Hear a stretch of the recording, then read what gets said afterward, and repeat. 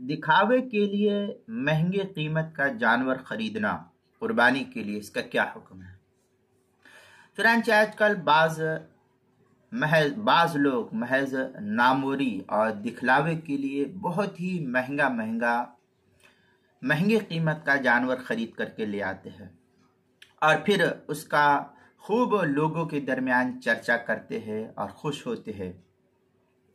تو اس ریاکاری کے لیے جو لوگ جانور کو خرید کر کے لے کر کے آتے ہیں، تو اس ریاکاری کے ساتھ ثواب کی امید رکھنا محض یہ اللہ کے ساتھ دھوکہ اور فراڈ ہے۔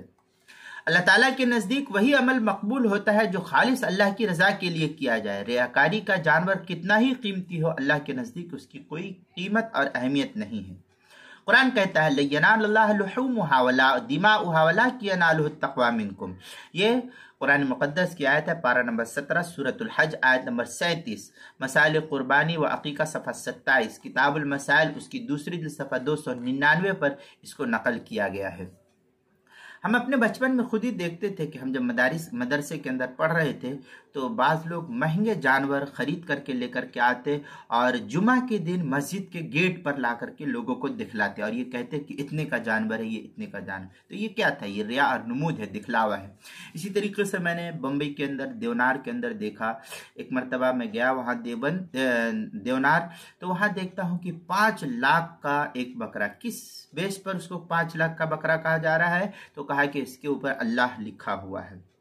بہر صورت یہ لوگ لانے کے بعد ریا اور نمود اور دکھلاوا کرتے ہیں۔ تو اس طریقے سے یہ بہتر ہے کہ آپ اتنا مہنگا جانور خریدنے کے بجائے چند ایک جانور خرید لیجئے، کئی ایک جانور خرید لیجئے۔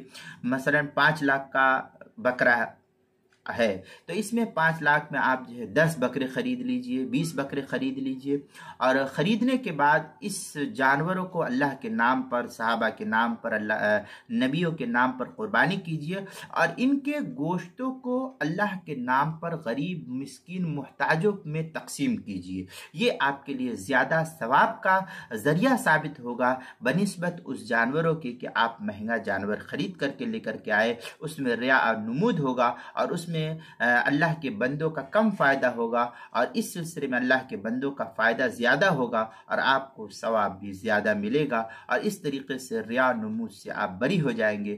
ریا نمود اور دکھلاوے سے انسان کو بچنا چاہیے۔ اللہ کے نزدیک اس مال کی کوئی قدر و قیمت نہیں جو ریا نمود اور دکھلاوے کے لیے کیا جائے۔ اللہ تعالی ہم سب کو ریا نمود دکھلاوے والے تمام اعمال سے ہماری حفاظت فرمائے۔ آمین ثم آمین۔